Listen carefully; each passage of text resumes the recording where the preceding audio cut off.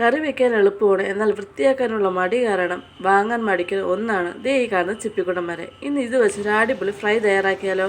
അതിനായിട്ട് ആദ്യം നമുക്ക് ചിപ്പി ഒന്ന് കഴുകി നന്നായിട്ടൊന്ന് കഴുകിയെടുത്ത് ഒന്ന് അടച്ചു വെച്ച് ഒരു 10 മിനിറ്റ് ആവി കയറ്റി എടുക്കാം.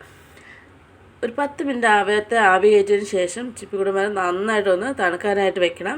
തണുത്തതിന് ശേഷം ഇതിനകത്തുനിന്ന് നമുക്ക് ഈ മാംസമൊക്കെ എടുത്ത് നന്നായിട്ടൊന്ന് ക്ലീൻ ചെയ്തെടുക്കാം. അപ്പോൾ ഞാനത് ക്ലീൻ ചെയ്തെടുത്തിട്ടുണ്ട്. ഇനി ഇതിലേക്കുള്ള മസാലക്കൂട്ട് തയ്യാറാക്കാം. അതിനുവേണ്ടി ഇഞ്ചി, വെളുത്തുള്ളി, പച്ചമുളകും കൂടെ അരച്ചെടുത്തത്, പിന്നെ നമ്മുടെ എരിവിന് ആവശ്യമായിട്ട് മുളക് പൊടി, ഇനി ഗരം മസാല, പിന്നെ ആവശ്യത്തിന് ഒരു നുള്ളു മഞ്ഞൾപ്പൊടിയും ആവശ്യത്തിന് ഉപ്പും ഇട്ട് നന്നായിട്ട് നമുക്കതൊന്ന് മിക്സാക്കി എടുക്കാം.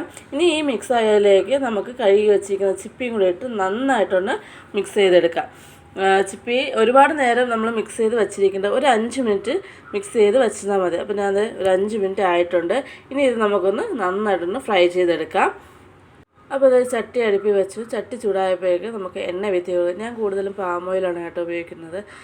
വെളിച്ചെണ്ണ അങ്ങനെ ഒരുപാട് അങ്ങനെ ഉപയോഗിക്കാറില്ല. അപ്പോൾ അത് എണ്ണ ചൂടായിട്ടുണ്ട്. ഇതിലേക്ക് കുറച്ച് കറിവേപ്പില ഇട്ട് കൊടുത്ത് അപ്പോൾ അത് കറിവേപ്പില ഒന്ന് മൂത്ത് വന്നിട്ടുണ്ട്. പിന്നെ ഇതിലേക്ക് നമ്മുടെ ചിപ്പി ഒന്ന് ഇട്ട് കൊടുത്ത് നന്നായിട്ടൊന്ന് ഫ്രൈ ചെയ്തെടുക്കാം. ഒരുപാട് ക്രിസ്പി ആവാനും പാടില്ല, എന്നാൽ ക്രിസ്പി ആവാതിരിക്കാനും പാടില്ല. ആ ഒരു പരുവത്തിലെടുക്കണം കേട്ടോ.